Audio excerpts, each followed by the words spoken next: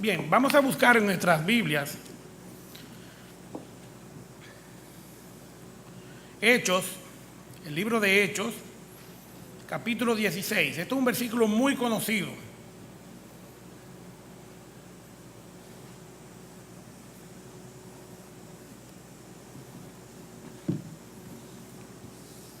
Hechos capítulo 16,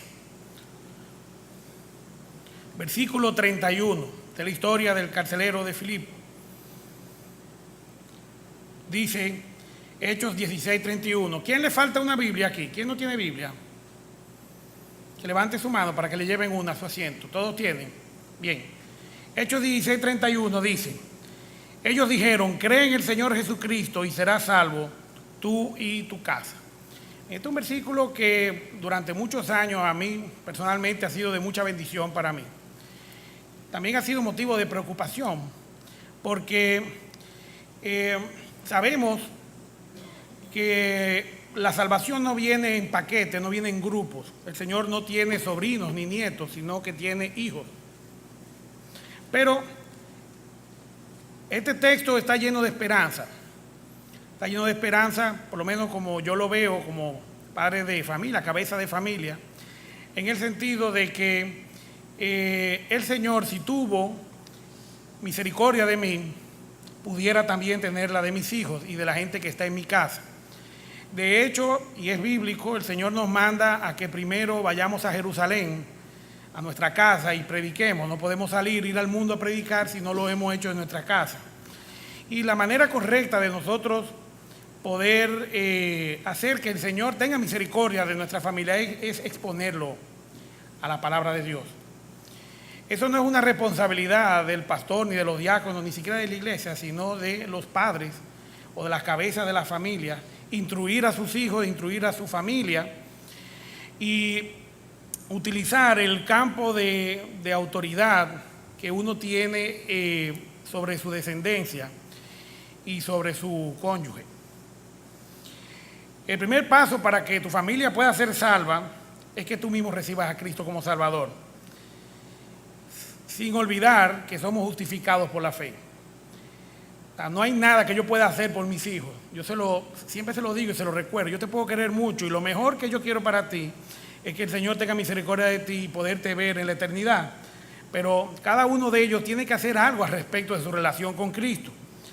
La obra de Cristo en nuestra vida debe de dar testimonio a nuestra familia. Nosotros no podemos predicar una cosa y hacer otra cosa. Yo siempre le digo a mis hijos, uso mucho este cliché, diciendo que tus ademanes hablan tan duro que no me dejan escuchar lo que tú dices. Hacemos muchas cosas que son contrarias a lo que predicamos y eso puede ser contraproducente con nuestra familia, porque si le decimos con un cigarrillo en la mano a nuestros hijos no fume, eso no tiene sentido. Ahí hay problemas. Nosotros realmente tenemos que pasar un proceso de santificación para que el Señor entonces haga que nuestra vida sea de bendición. El Señor no mandó ángeles a predicar, sino nos mandó a nosotros, que somos tan imperfectos como los otros, para que podamos enseñar con nuestros testimonios lo que Él ha hecho en nuestra vida. Esa es una forma bien interesante de hacerlo. Yo digo que nosotros debemos de colar nuestra familia en la fiesta de gracia y de misericordia que el Señor me ha convidado al exponerlo a la palabra de Dios.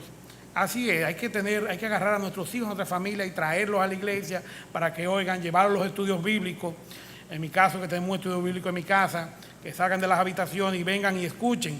Cada una de esas oportunidades se pierden cuando no llevamos a nuestra familia a escuchar la palabra de Dios. Y quién sabe, el Señor ha repartido fe a cada uno de nosotros según la que nosotros vamos a necesitar a la medida de fe. Hay gente que se convierte con una prédica, hay gente que duran 15, 20 años para convertirse. O sea, no sabemos cuándo el Señor lo va a hacer. ¿Qué pasa cuando nuestra descendencia no toma a Dios en cuenta? Es una pregunta que vamos a desarrollar esta noche también. Le estoy dando las ideas principales. Y les recuerdo otra vez que la gracia de Dios es derramada individualmente, no en grupo. Este versículo se divide en dos partes. Y es que cree en el Señor Jesucristo y serás salvo. Esta es la primera parte. La segunda parte es y tu casa. Y Yo tengo aquí, traje una definiciones seculares de lo que es descendencia. Yo escucho un ruido con el, no sé si ustedes, no, perfectamente. Oigo como las S mías. Ok. Definición de descendencia: sucesión, conjunto de hijos y demás generaciones sucesivas por línea recta descendente. Casta, estirpe y linaje. Aquí hay algunos sinónimos para que podamos abarcar o podamos saber qué es lo que abarca la descendencia. Tenemos casa, derivación, familia, posteridad, progenie, prole y sucesión. La importancia de los apellidos viene precisamente de quién tú eres hijo. La descendencia EZ dice hijo de Martínez, hijo de Martín, Rodríguez, hijo de Rodrigo, y así sucesivamente. En el caso, por ejemplo, del ruso, el WITZ, que es el caso, por ejemplo, de mi segundo apellido, dice de quién tú eres hijo: Gregorovich, hijo de Gregorio, Markovich, etc. Nuestros apellidos también dicen el oficio o la profesión de la familia o del sitio donde tú vienes. Siempre venimos de alguien, y eso es importante, y eso dice de dónde nosotros venimos. Hay un dicho dominicano que dice que la vaca se conoce por la raza.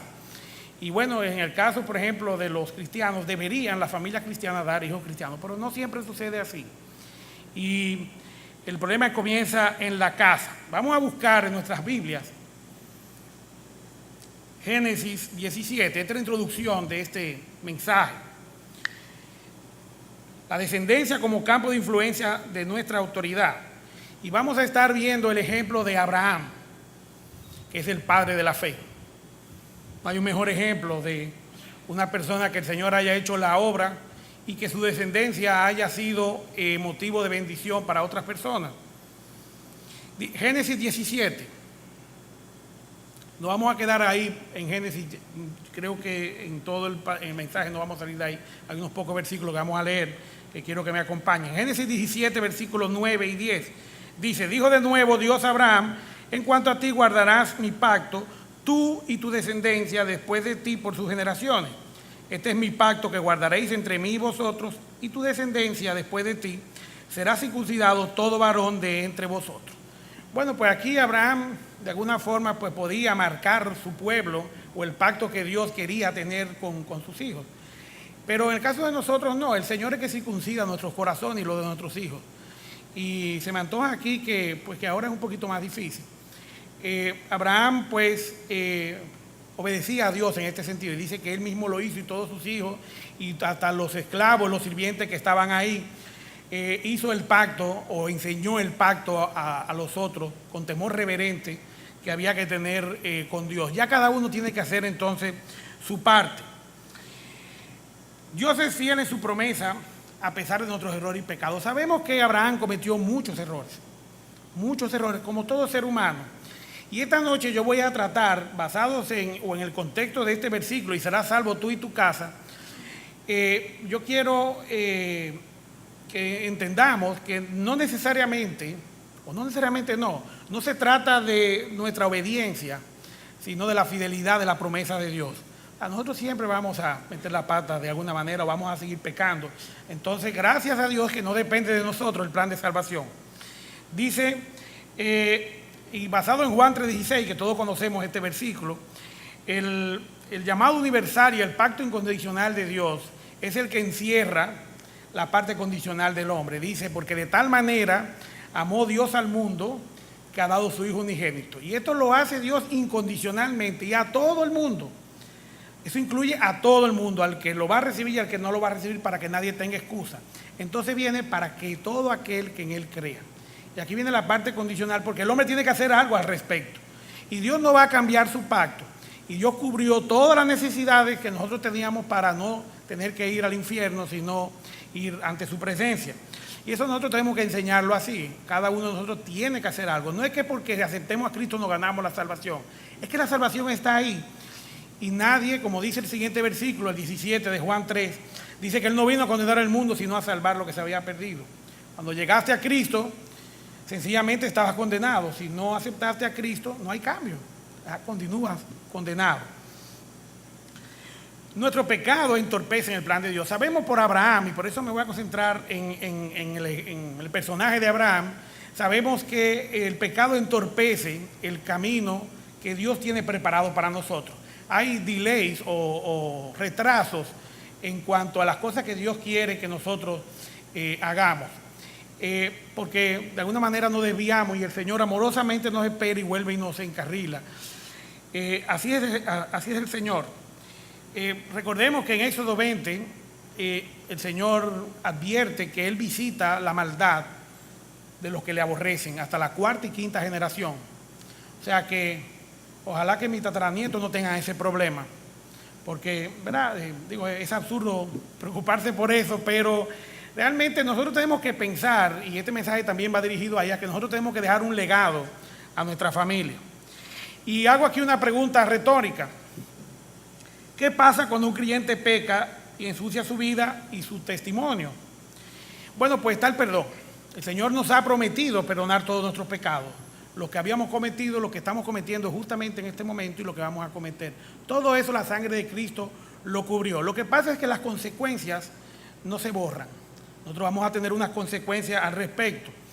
Y el Señor no se va a pasar la eternidad avergonzándonos o abochornándonos por los pecados que cometimos, porque Él había prometió que nuestro pecado Él lo iba a tirar en el fondo del mar, no para que se ahogaran, porque no son pescados, son pecados, es para que nadie lo busque y para olvidarlo, para no recordarlo más, no traerlo a colación otra vez. Sabiendo que el hombre, dice en Gálatas, no es justificado por las obras de la ley, sino por la gracia, por Jesucristo, entonces no es buena idea tratar de hacer buenas obras, porque precisamente la ley lo que hace es que nos condena, nos pone el espejo nos pone un espejo para que podamos ver todos los problemas que nosotros tenemos frente al Señor. O sea, no hay manera de nosotros cumplir con toda la ley para poder ir ante Dios. Y lo mejor es entonces abrazar la salvación que es por medio del Señor Jesucristo. El tema 2. Abraham, como ejemplo bíblico de que existe torpeza humana a los creyentes y sus consecuencias sobre la descendencia. No quiero de ninguna manera excusar o bueno, que nos sintamos cómodos. Bueno, Abraham cometió su pecado y le fue bien. Está bien, yo voy a cometer lo mío también. No, aquí no nos vamos a concentrar en eso, sino que el punto que vamos a hacer hincapié es que las consecuencias que Abraham tuvo que asumir y sus descendientes por los errores que él cometió. Y de repente, pues, lo voy a decir rápido, todos conocemos esta historia. En el caso, por ejemplo, de Sara, Sara dio por tardanza la promesa del Señor. Y bueno, y le dijo, bueno, mira, Abraham, ya yo no doy para esto, yo no voy a tener hijos, así que arranca tú. Y entregó a Agar, su esclava, para que arrancara, ¿verdad? Y bueno, y sabemos lo que pasó aquí. Después que Sara murió, Abraham tuvo Cetura, tuvo otros hijos también. Y ¿verdad? Hizo el cuento que sabemos el problema que eso trae de los míos, los tuyos y los nuestros. Todavía vamos a una segunda generación que fue Isaac, aunque no fue polígamo ni fue marido de una sola mujer. Su permisividad provocó que los hermanos, que ya de antemano el Señor había aborrecido a Esaú, pero provocó esa división entre los hermanos. Esaú había rechazado su primogenitura y entonces eso el Señor no lo vio y se lo dio a Jacob. Esto es un pleito también de hermanos. De los descendientes de Agar y de Cetura y de Esaú, por la desobediencia de Abraham, ¿verdad? Porque no hizo lo que Dios le pidió, no esperó el tiempo que Dios le había pedido. Tenemos una consecuencia y es que surgieron naciones enemigas de Israel, incluso hay algunas que hasta hoy día. Y por mencionar algunas, los ismaelitas o agareros viene de Agar, los descendientes de Agar, de la esclava egipcia, que es hoy día el padre de los árabes. La Biblia no dice que es el padre de los árabes, pero por la situación, el sitio donde ellos se desarrollaron y formaron sus ciudades, sabemos hoy día que Ismael es el padre de los árabes. Los madianitas, que son descendientes del cuarto hijo de Abraham con Cetura, de Madián. grandes enemigos de Israel. Le dieron carpeta, lo sabemos, podemos ver el libro de los jueces para saber lo que hicieron los madianitas. Los edomitas, que son los mismos descendientes de Saúl, también le dieron agua que beber a Israel. De hecho, estuvieron tranquilos, lograron aplacar a este enemigo, el rey David, cuando los puso bajo su dominio. Los amalecitas, sabemos que los amalecitas inclusive tienen una maldición porque atacaron a Israel cobardemente y el Señor pues no los quiso más. Este fue hijo de Elifaz, hijo de Esaú, nieto de Esaú. Estos errores de Abraham que todos conocemos, pues trajo estos problemas. Pero en estos días, y es donde he sacado este mensaje, he estado pensando mucho en un versículo que todos hemos leído muchas veces, pero si lo leemos con detenimiento nos vamos a dar cuenta que este tipo de errores como lo que hizo Abraham, hay más errores todavía. Y en ese sentido, vámonos a Génesis capítulo 12. Te van a decir que yo estoy buscando cada cosa. Bueno, pero es que está tan claro que se me torna antojadizo. Y esto es lo que pasa cuando nosotros no obedecemos al Señor. Acuérdense que el título de nuestro mensaje esta noche es: y serás salvo tú y tu casa. Y que lo que nosotros, los patriarcas o los que estamos como cabeza de familia, lo que hacemos incide sobre nuestros descendientes. Y vamos a ver otra travesura más de Abraham. Y lo que pasa es que aquí una le fue bien y la otra no le fue bien. Génesis capítulo 12, versículo 1. Y voy a leer hasta el versículo 5. Dice: pero Jehová había dicho a Abraham: vete de tu tierra y de tu parentela y de la casa de tu padre a la tierra que te mostraré, y haré de ti una nación grande y te bendeciré y engrandeceré tu nombre y serás bendición. Bendeciré a los que te bendijeren y a los que te maldijeren maldeciré, y serán benditas en ti todas las naciones de la tierra. Y se fue Abraham como Jehová le dijo, y Lot se quedó en Harán. ¿Qué dice ahí? Y Lot fue, no se fue, lo fue. Agarró a Lot y se lo llevó. Y si vemos el versículo 1 dice: vete de tu tierra y de tu parentela. Abraham volvió a desobedecer a Dios. Y sabemos lo que pasó con Lot, lo vamos a ver aquí ahora en este estudio, en esta prédica. Y dice: y era Abraham de edad de 75 años, bastante grandecito como para que le estén llamando la atención cuando salió de Harán. Tomó pues Abraham a Sarai su mujer y a Lot, hijo de su hermano. Y aquí la palabra de Dios hace un énfasis.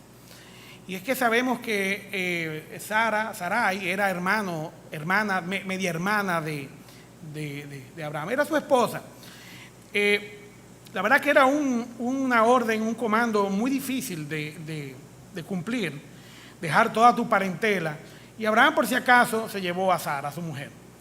Vamos a ver de una vez inmediatamente en el capítulo 13 que ya de la manera como el Señor, el Espíritu Santo,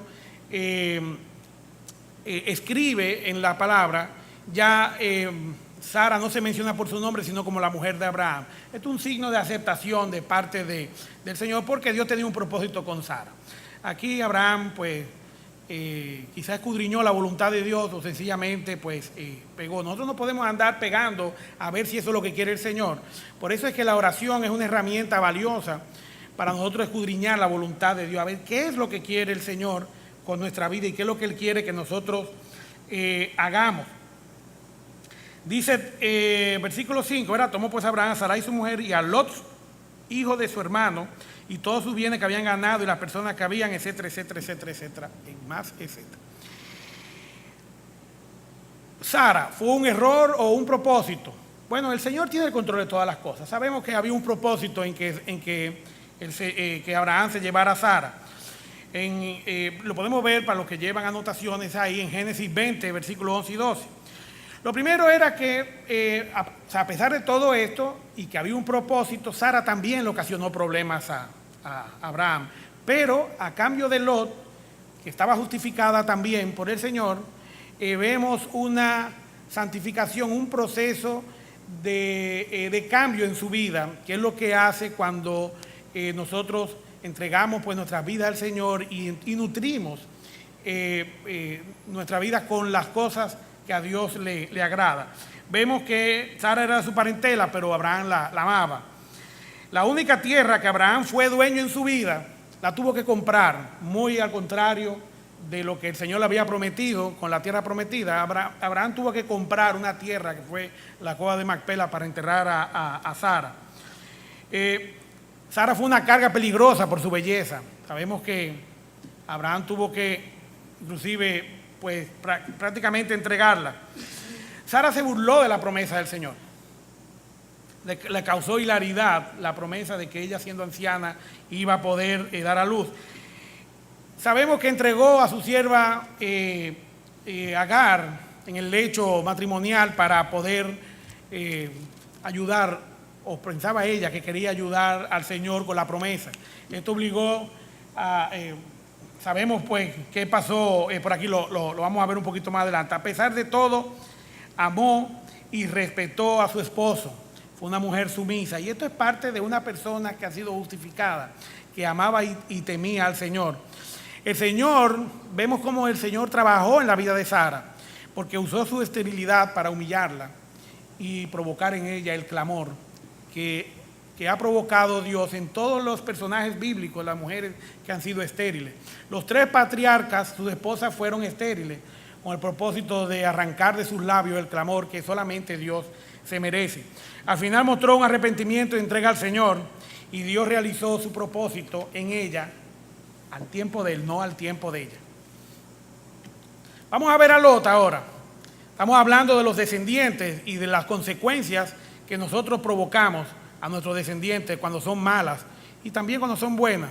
En este caso, pues con Sara se arriesgó a Abraham. Sabemos que Abraham le pedía cosas al Señor. Sabemos que pidió por Lot.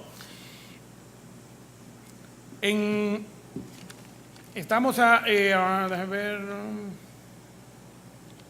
Ok, Lot era sobrino de Abraham. Era de su parentela y definitivamente también Abraham lo amaba. En Génesis 13:1, que es el capítulo que viene después del que estamos ahora en el 12, el hecho de nombrar a Sara por su posición en la familia nos muestra que ya Sara tenía aceptación. Lo que había dicho antes, en cambio sigue mencionando a Lot, al sobrino de Abraham. Lot nunca hizo un altar a Dios. Vemos todo el tiempo que Abraham en cada circunstancia, en cada situación, elevaba un altar, inclusive usó el mismo altar varias veces y adoraba al Señor, hacía su devocional, tenía una relación con el Señor. Mientras Lot no hay un solo versículo que nos diga a nosotros que Lot adoraba al Señor o lo hacía de alguna manera. Vemos el contraste que hay aquí. No me gusta hacerlo por contraste. ¿Qué no hacer para desagradar al Señor? Sino qué hacer para agradar al Señor. Abraham sí lo hacía. Abraham iba creciendo su fe. Sabemos que Lot puso sus intereses carnales por encima de los espirituales. Y vemos que cuando tuvieron la diferencia comercial de que tenían mucho ganado y tenían que pelear los pastores, pues entonces tuvieron que dividirse. Sabemos que Lot no respetó la posición de patriarca o de ancianidad de Abraham y permitió que fuera Abraham el que buscara y le dijera a él que escogiera. Lot escogió lo más bonito, la verdad que yo lo hubiera hecho también, pero Dios tenía un propósito para esto. Lot, al apartarse de Abraham, se apartó de su fuente de relación con Dios. Ahí Lot selló su suerte. Cuando nosotros permitimos que nuestros hijos salgan de nuestras casas, ya sea porque se emancipan o porque se casan, y no hicimos la obra completa para que ellos teman al Señor, tenemos problemas. No hay una seguridad ahí, ¿verdad? Digo, mientras vida tengamos, nosotros lo haremos, pero ya el campo de influencia de nuestra autoridad, ya ellos no están bajo esa influencia. Y entonces aquí vemos a Lot que sale debajo de la influencia de Abraham. Y no se hizo esperar mucho tiempo, sino que se fue acercando a Sodoma y Gomorra. Dice en el capítulo 13, versículos 12 y 13, que Lot cada vez fue moviendo sus tiendas, cada vez más cerca de Sodoma y Gomorra, pues, ¿verdad? Se oía la fiesta, bueno, mire, esto se está poniendo bueno para acá. Y se fue pegando para allá. Su necesidad de prosperidad, y aquí el pecado de Lot, es muy probable que fue la avaricia, el amor al dinero, a la riqueza, a las posesiones. Dice, hay un detalle muy importante, y es que dice que Abraham era riquísimo, pero Lot no, dice que era rico nada más. Y vemos que es muy probable que esto fuera una fuente también de problema o una condición para analizar, ¿verdad? Carnalmente y no espiritualmente, la relación que tenía con su padre Abraham, que era su tío, pero era como su padre. Podemos ver esto mismo en el mismo capítulo 13, si vemos el versículo 18, dice que Abraham tenía una sola tienda, y en cambio Lot, que no era riquísimo, tenía varias tiendas. Sabemos que el hombre le gustaba, ¿verdad? Le gustaba el amor al dinero. Esto es algo que nosotros tenemos que detectar en nuestros hijos. Hoy día vemos que si no es la tablet, es el celular, yo no sé qué cosa, ya yo no sé qué se van a inventar, y cada vez queremos más y quieren más, y no hay un freno para esto. Estas son cosas que tenemos que detectar en nuestra descendencia, porque somos nosotros los que patrocinamos muchas veces estas cosas. Mientras el Señor bendecía a Abraham, Lot se iba alejando cada vez más de Abraham. Sabemos que como hijo contumaz que fue Lot, se metió en problemas, y Abraham tuvo que salir a buscarlo y a pelear por él. Y involucró a Abraham a un punto donde sometió a Abraham a una circunstancia donde fue tentado. Dice que el rey de Sodoma fue a entregarle riquezas y todo eso. Y señores, este es el pasaje donde tuvo que interceder Melquisedec, que todos sabemos que es el mismo Señor Jesucristo, supervisando la obra, la promesa que le había hecho a Abraham para la simiente, que era el Señor Jesucristo. Él mismo tuvo que interceder el Señor Jesucristo, y esta situación la provocó Lot. Dios nos libre de tener un hijo contumaz, porque lo primero es que no lo vamos a dejar solo, ¿verdad? Vamos a salir atrás de él. Y aquí vemos este ejemplo bíblico aquí, y cuáles son las consecuencias espirituales en este sentido. Lot, sabemos que perdió todas sus pertenencias y riquezas al tener que salir de Sodoma y Gomorra. Perdió a sus yernos. Si vamos a Génesis capítulo 19 para que vayan siguiendo la historia conmigo. Génesis 19, 14 dice que Abraham apuró a los yernos: vámonos de aquí. Y ellos pensaron que él estaba relajando. No lo tomaron en cuenta. Bueno, los que somos papás sabemos la frustración que es cuando nuestros hijos no nos toman en cuenta. Y es por causa del testimonio. Si nosotros pues somos un relajo y no nos importa nada y nunca lo corregimos, el día que lo corrijamos se lo van a encontrar raro, nos van a ver como unos extraterrestres. Aquí perdió sus yernos, los que pretendían a sus hijas, y a su esposa. Sabemos que su esposa miró hacia atrás y se convirtió en estatua de sal. Desobedeció al Señor. Todos sabemos esta historia también. Lo último fue que a Lot le esperaba una vida miserable, vivir en una cueva con sus dos hijas. Y los que tenemos hijas, imagínense el grado de desesperación que debe de ser tú tener que vivir con tus dos hijas, con tus dos princesas, ¿verdad? En una cueva, donde quién sabe qué araña sale de ahí, o qué araña entra, qué animal, quién sabe. Dice también que, fíjense este contraste aquí, que a pesar de la pobreza, las hijas encontraron tanto vino como para emborrachar a su padre. Sabemos que las hijas de Lot, influenciadas por la mala vida que llevaban en Sodoma y Gomorra, tomaron una mala decisión, y fue tener una relación incestuosa con su padre. Bueno, de aquí pues vamos a ver también que eso tuvo sus consecuencias. Al final la Biblia no habla más de Lot. Lot quedó olvidado, pero lo recordamos por su descendencia. Y yo quisiera que mis hijos y mis nietos me recordaran, ¿verdad? Como recordaban a José, que José dejó un legado, o como lo dejó Abraham, como lo dejó Jacob. Pero el justo Lot dejó un muy pobre legado, un legado de vergüenza. Y en este sentido, sin mencionar pues el nivel social que tuvieron que vivir sus descendientes por ser descendientes de una relación incestuosa, sabemos que de los hijos de Lot salieron dos de los peores enemigos de Israel, que fueron los moabitas y los amonitas.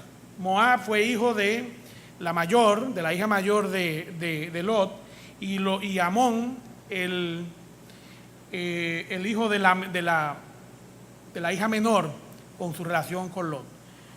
Una situación, la verdad es que no hay palabras para describir, pero esta es la consecuencia de cuando nosotros, los cabezas de familia, nos alejamos, nos vamos en pos del mundo y lo que nosotros entonces traemos del mundo.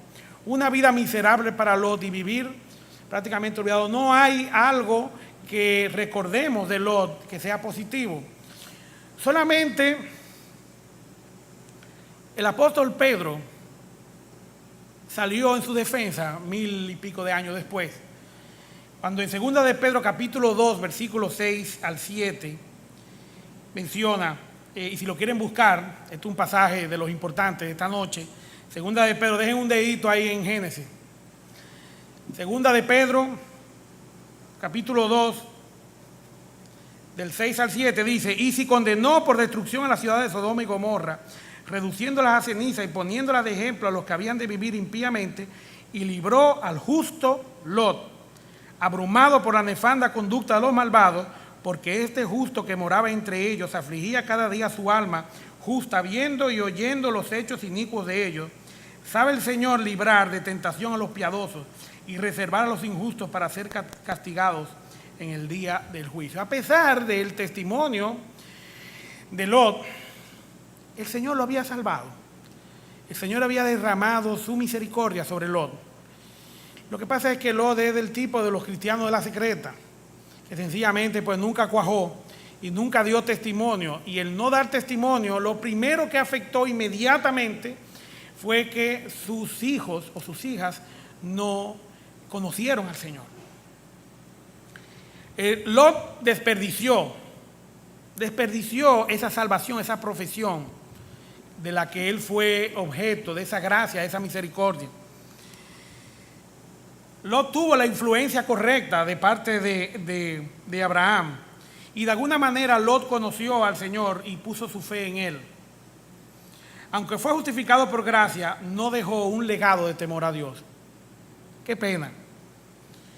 Cuando peor está nuestra relación con Dios, nuestro corazón se aflige y tiende a buscar el perdón y la reconciliación. Nosotros los cristianos, y en el mismo contexto de 2 de Pedro capítulo 2, el texto que acabamos de leer, dice que los ángeles, los que se rebelaron, no tuvieron una segunda oportunidad, sino que fueron condenados. Pero en cambio, en los tiempos de Noé, Dios pues buscó justos y perdonó un grupo, y el Señor siempre pues tiene un remanente. Y entre esta malvada ciudad, Sodoma y Gomorra, pues el Señor tenía a Lot ahí con algún propósito, como un remanente. Pero una oportunidad desperdiciada. Aquí tenemos como conclusión, y ya yo voy a terminar. Yo tengo dos casos. Y atención, papás, o lo que son cabezas de familia. Caso 1. Cuando el patriarca es creyente, pero que no lega a su casa el temor de Jehová. Somos como Lot. Definitivamente. Lot no guardó su testimonio y no dejó ningún legado espiritual para su familia. Sabemos que de su descendencia salieron enemigos de Dios, porque los moabitas y los amonitas eran idólatras hasta más no poder. Caso número 2. Cuando el patriarca no es creyente y no lega a su casa el temor de Jehová que le inculcaron. Sabemos que tenemos hijos o algunos nos hemos criado en familias de creyentes, pero no necesariamente abrazamos la fe. Y es porque, como dijimos al principio, es una situación, es una condición que es individual, donde cada uno de nosotros tiene que tener una relación personal. Aquí vemos a Ismael y a Esaú. Ismael y Esaú crecieron en la casa de Abraham y vieron el testimonio de su padre. Sabemos que ellos fueron justificados, pero su legado no fue así. Ellos no de ninguna manera extendieron el legado que le dieron a ellos. Sus hijos sabemos que no son adoradores de Dios, no son temerosos de Dios, inclusive son enemigos del pueblo de Dios.